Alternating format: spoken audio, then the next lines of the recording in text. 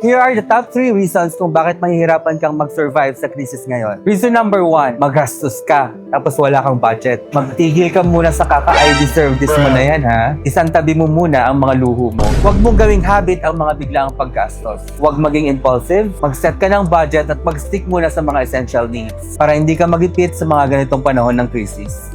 Reason number 2, hindi ka prepared sa mga biglaang gastos. Katulad ng pagtaas ng gas, mahalaga pa rin na may nakalaan kang pera for unexpected situation para hindi ka matataranta kapag bigla kang nangailangan. Kapag wala kang nakaset aside for sudden expenses, ang ending, madalas napipilitan kang mangutang. Pero kung prepared ka, mas kalmado kang magdesisyon at kontrolado mo pa rin ang finances mo. Reason number 3, hindi ka nag-i-invest para sa future mo. Nasa huli ang pagsisisi. Kung puro palabas ang pera mo at wala kang investment, mahihirapan kang makabangon. Habang pataas ng pataas ang mga bilihin, maging matalino tayo. Do not rely on just a single source of income. Build multiple of them.